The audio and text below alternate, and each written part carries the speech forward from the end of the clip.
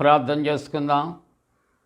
పరిశుద్ధుడా, మీకే స్తుతులు స్తోత్రాలు చెల్లిస్తూ ఉన్నాం. ఈ ప్రాతకాల ఆరాధనలో తండ్రి, మీ సన్నిధి నిత్యము మాతో ఉంచండి. ఆరాధన అంతటలో మహిమ ఘనత ప్రభావాలు మీకు ఆరోపిస్తూ యేసు ప్రభు వారి పరిశుద్ధ నామమున వేడుకొనుచున్నాము తండ్రి. ఆమేన్. సర్వదేశములారా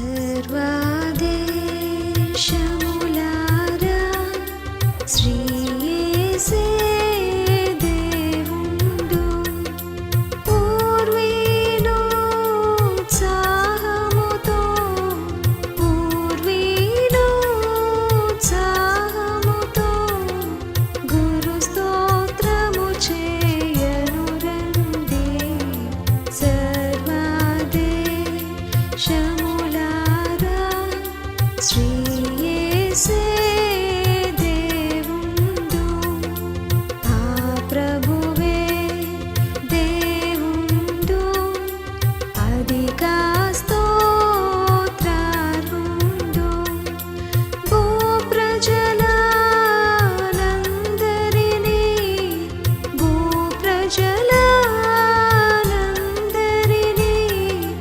పుట్టించిన భగవంతుండు.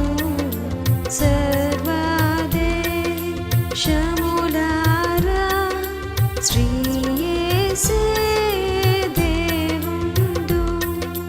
మనము దేవుని వారమును, మరియాయన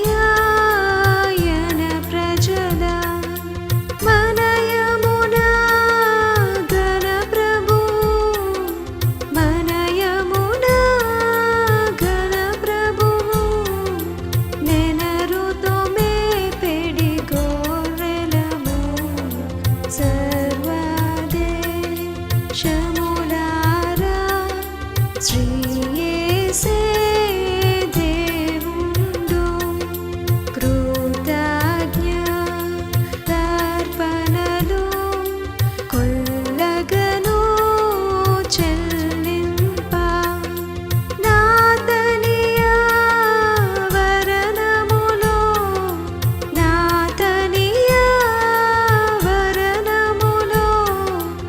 అతి వినయముతో చేరండి. సర్వదేశములారా శ్రీ యేసే దేవుండు, ఆయన దయామయుడు, ఆయన కృపామయుడు, ఆయన ప్రేమ సత్యం, ఆయన ప్రేమ సత్యం, అనవరతం గుండును నిజమే. సర్వదేశములారా శ్రీ యేసే దేవుండు, శుభనామం మది నుంచి ప్రభునామం స్తుతించి, గణనామం అతి భక్తిం, గణనామం అతి భక్తిం, అనయము కొలువుడి జనులారా. సర్వదేశములారా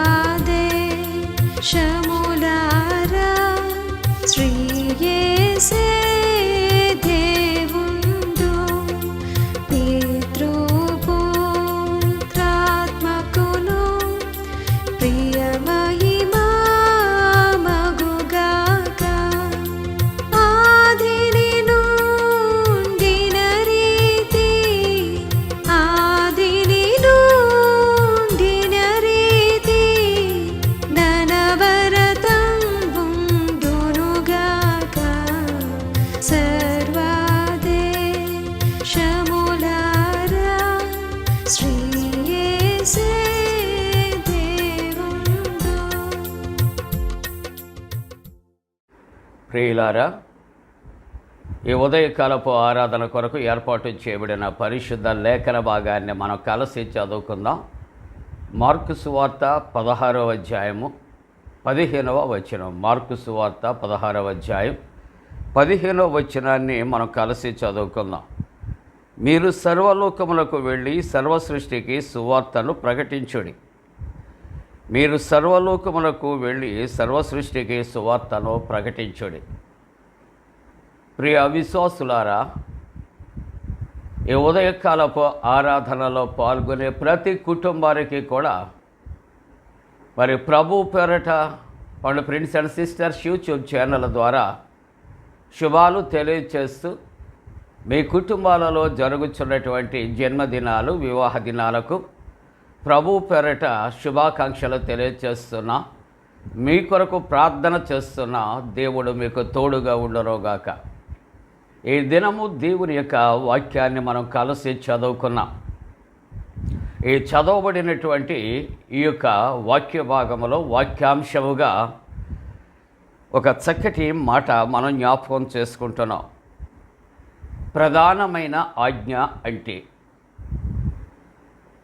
క్వశ్చన్ మార్క్, లేక ప్రధానమైన అనే మాటకు మరొక మాట గొప్ప ఆజ్ఞ అంటే ఏమిటి అని ఒక ప్రశ్నతో ఈ వాక్యాన్ని ధ్యానం చేసుకుందాం.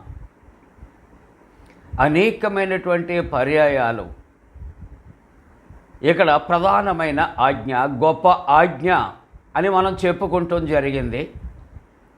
ఈ ప్రధానమైన ఆజ్ఞ లేకుంటే గొప్ప ఆజ్ఞ ఎవరికి ఇచ్చారు?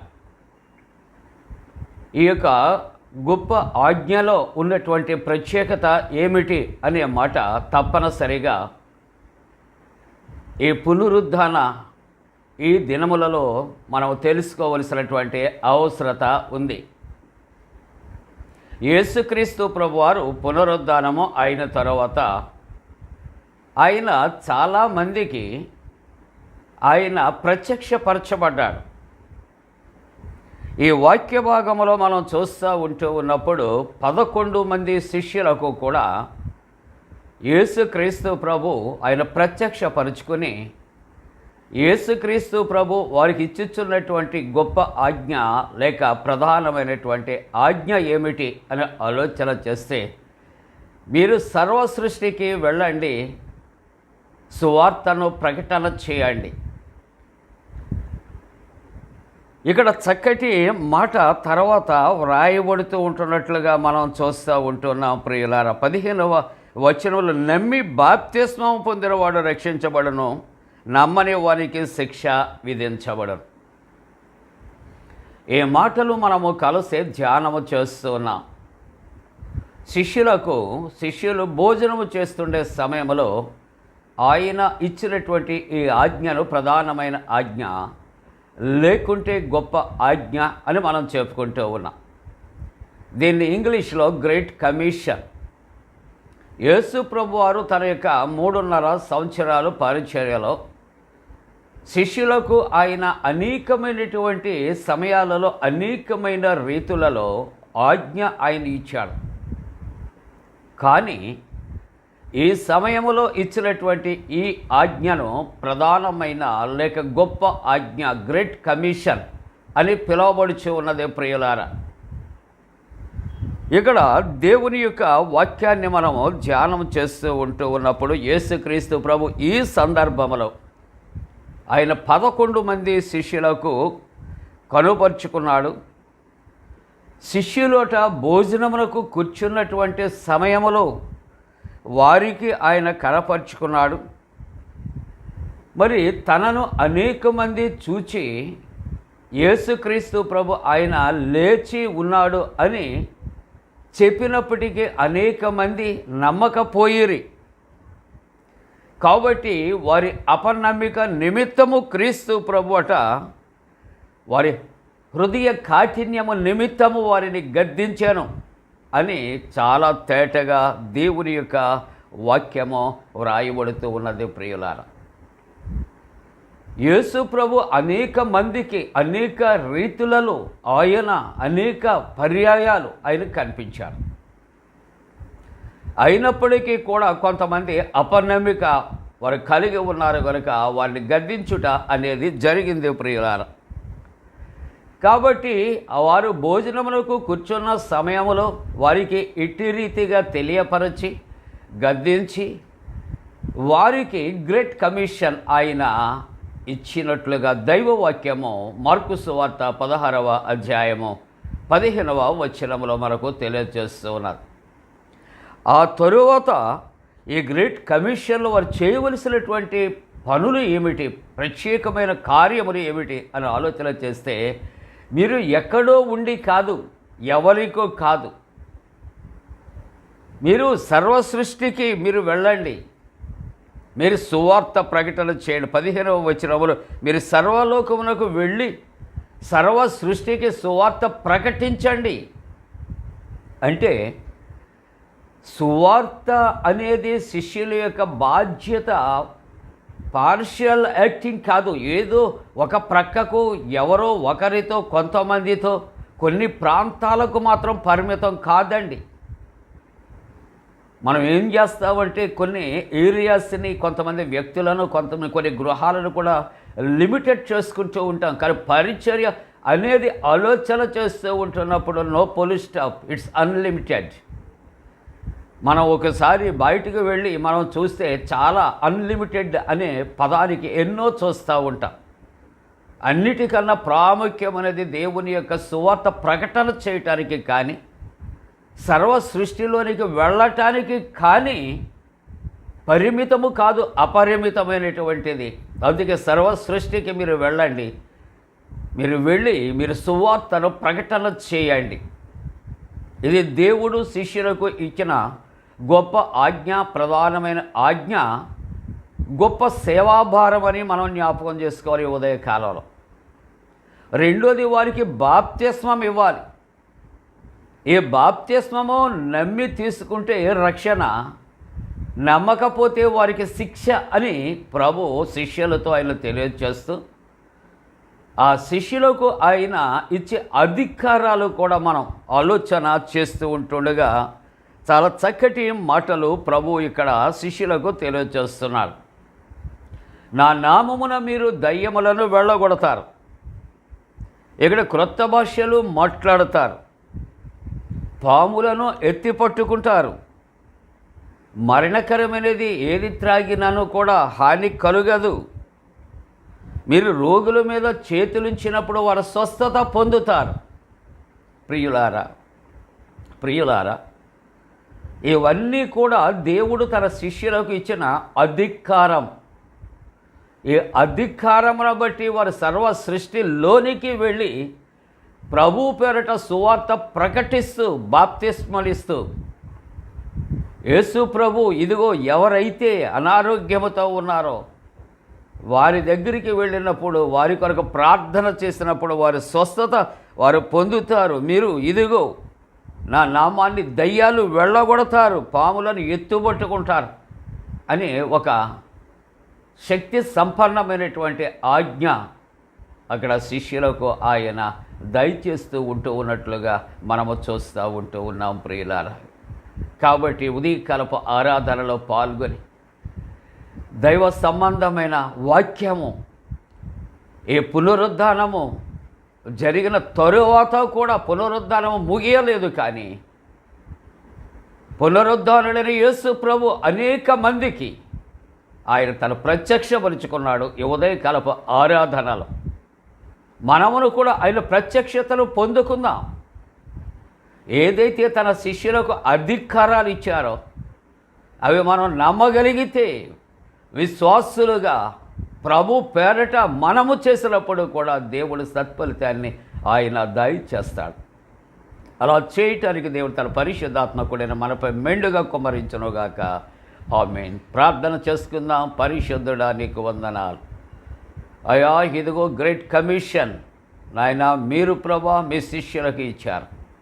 ఈ గొప్ప ఆజ్ఞ, ప్రధానమైన ఆజ్ఞ, అధికారముతో నాయన సర్వ సృష్టిలోనికి వెళ్ళి అధికారపూర్వకముగా చేయవలసిన పనులను తండ్రి వివరించారు.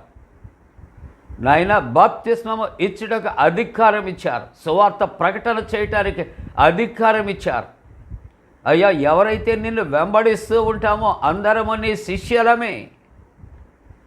ప్రభువా, ఇదిగో నీ వాక్యము దీవించి ఆశీర్వదించి అనేక మంది నిన్ను చూచి నమ్మకపోయారు, కానీ మేము నీ మాటలు వినటం ద్వారా నీ యందు నమ్మిక కలుగు చేయమని ప్రార్థన చేస్తున్నాం. జన్మదినాలు, వివాహ దినాలు జరుపుకుంటున్న కుటుంబాలు దీవించండి. కరోనా మరలా రిపీట్ కాకుండానట్లు అయ్యా కృప చేయండి.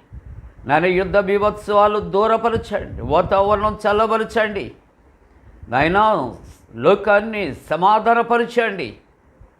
మరి ఒకసారి ఆరాధిస్తున్న ప్రతి కుటుంబము దీవించండి. యేసు ప్రభు దివ్య నామమున వేడుకొనుచున్నాము తండ్రి, ఆమేన్. పరలోకమందున మా తండ్రి, నీ నామం పరిశుద్ధపరచబడనుగాక, నీ రాజ్యం వచ్చునుగాక, నీ చిత్తం పరలోకమందున వేర్చినట్టు భూమి అందు నెరవేరునుగాక. మా ఇందిన ఆహారం నేడు మా దయచే, మా ఎడల అపరాధం చేసిన వారికి క్షమించిన ప్రకారముల ప్రథమ క్షమించము, శోధంలోని తెక కీడును తప్పించము. రాజ్యము, శక్తి, మహిమ నిరంతరము నీవే ఉన్నవి, ఆమేన్. మన పరమ తండ్రి అయిన దేవుని యొక్క ప్రేమయు, ప్రభువైన యేసుక్రీస్తు ప్రభు కృపయు, పరిశుద్ధాత్మ యొక్క అన్యోన్య సహవాసము ప్రాతకాల ఆరాధనలో ప్రభువుని ఆరాధిస్తున్న ప్రతి కుటుంబానికి తోడుగుండి సంరక్షించి కాపాడునుగాక, ఆమేన్. నేటి కార్యముల్ నేడి చేయగా సూటి అయిన త్రోవ మాకు చూపుము ప్రభో. దేవ కావవే నేడు మమ్ములన్, నీవే రాత్రి కాచినావు, నీకు స్తోత్రములు.